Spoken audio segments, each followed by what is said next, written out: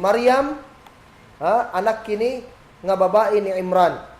Sa Imran gipanganlan kini usa kini ka pangalan sa surah, chapter sa Quran, surah Ala Imran, chapter sa pamilya ni Imran.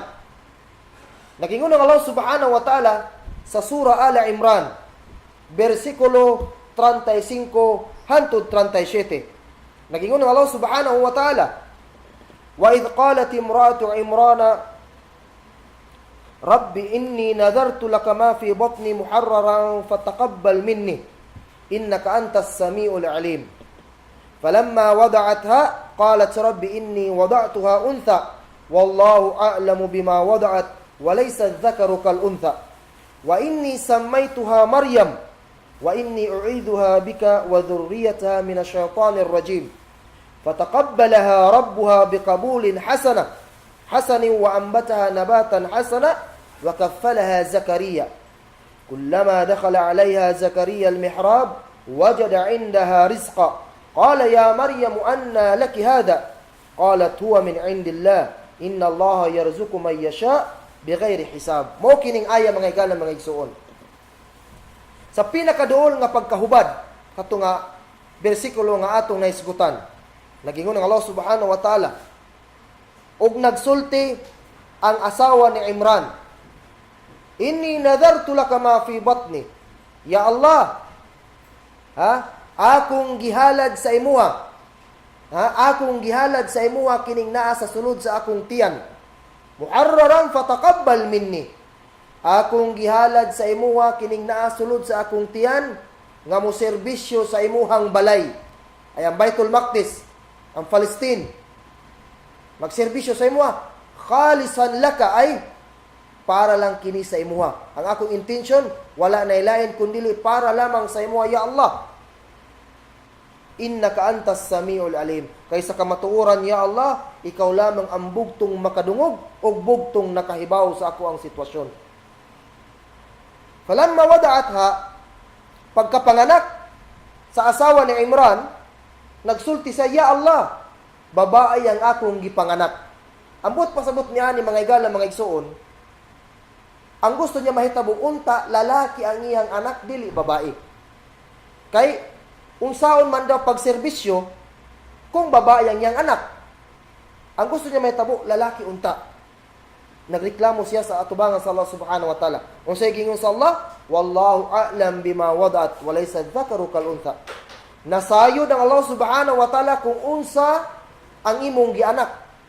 Nasayod ang Allah subhanahu wa ta'ala katong wala pa ka ng anak. Katong napasulod sa tiyan, nasayod ng Allah subhanahu wa ta'ala. So, dili parehas ang lalaki o ang babae. Og nag-ingumpod ang asawa ni Imran, wa inni sammaytuha Maryam. Og akong gihinganlan, kining bag-o na akong gipanganak, nga Maryam ang iyang pangalan. Og ako siyang ipapanalipod sa imo, ya Allah, gikan sayawa nga sigig sinamok. Ako siyang ipapasalipod sa imo. Paprotektahan ako siya sa imo, ya Allah, gikan sayawa nga sigig og sinamok. Gidawat sa Allah subhanahu wa ta'ala ang iyang ampo. Gidungog sa Allah ang iyang ampo. Unya, gipatubo sa Allah subhanahu wa ta'ala, gipadako sa Allah si Maryam nga maayo nga pagkadako. Maayo nga pagkaanak. Matinumaron nga anak. Marispituhong anak. Dili supakira. Dili suwail nga anak. Unya, wakaffalaha Zakaria. Gisagop siya ni Propeta Zakaria. Gisagop siya. Kada musulod si Zakaria sa iyahang ginatulgan, sa kwarto nga ginapunduhan ni Maryam, makit-an niya permanente si Maryam nga naay pagkaon. Naay grasya. Gipangutana niya si Maryam, ya Maryam, anna laki hadha? Ya Maryam, asa man kagikan anang pagkaon? Asa man kagikan anang grasyaha? Gitubag siya ni Maryam, qalat suwa min indillah. Kini siya nga pagkaon, kini siya nga grasya, nagagikan kini sa Allah subhanahu wa ta'ala. Ang Allah subhanahu wa ta'ala ang naghatag ni ini. Inna Allaha yarzuqu man yasha' bighairi hisab. Sa kamatuoran, pagagrasyahan sa Allah subhanahu wa ta'ala, ang iyahang gusto grasyahan nga walay pagkwinta. Subot pasabot mga igala, mga igsuon. Si Maryam nagagikan kini sa maayong pamilya. Si Imran. Unya, gisagop pagid siya sa usa ka propeta. Si propeta Zakaria. So, buot pasabot mga igala, mga igsuon, sa pagkabata pa lang ni Maryam, katuna pa lang siya sa tiyan sa iyang mama, napuno na siya og grasya, napuno na siya og himaya. Pagkapanganak sa iyaha, ning samot ang himaya, ning samot ang grasya nga gihatag sa Allah subhanahu wa ta'ala sa iyaha. Sa lain nga bersikulo mga igala, mga igsuon, nagingon ng Allah subhanahu wa ta'ala sa susamang bersikulo. Nagingon ng Allah subhanahu wa ta'ala sa surah Al Imran, verse 42 hangtod 45. Nagingon ng Allah subhanahu wa ta'ala, wa idh qalatil malaikatu ya Maryam inna Allah astafaki wa tahharaki wastafaki ala nisa'il alamin ya Maryam uqnuti lirabbiki wasjudi warka'i ma'ar raki'in dhalika min anba'il ghaib nuhihi ilaik wama kunta ladayhim idh yulquna aqlamahum ayyuhum yakfulu Maryam wama kunta ladayhim idh yakhtasimun idh qalatil malaikah ya Maryamu inna Allah yubashshiruki bikalimatin minhu ismuhu al-Masih Isa bin Maryam wajihan fid dunya wal akhirah wa minal muqarrabin. So mo na kini mga igala, mga igsuon, nagsugod na mo na kini ang stage diin nataw na si propeta Jesus o si Isa alayhis salam. Nagingon ang Allah subhanahu wa ta'ala sa pinakaduol nga hubad, og nagsulti ang malaika, ang mga anghel kang Maryam. Ya Maryam, o Maryam, sa kamatuoran, gipili ka sa Allah subhanahu wa ta'ala. Og gilimpyuhan ka sa Allah subhanahu wa ta'ala. Og gipili ka nga babay, sa kadaghan sa babay, ikaw lamang ang gipili sa Allah subhanahu wa ta'ala. Tanawa ha? Sa kadaghang babay sa unang panahon, siya lamang ang gipili sa Allah subhanahu wa ta'ala. Sa unsa nga butang gipili siya. Mao na kini ang sugpat. Ya Maryam uqnuti.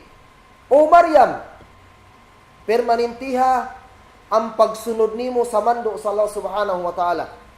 Ya Maryam, permanentiha ang pagtuman nimo sa order sa mando sa Allah subhanahu wa ta'ala sa imuha.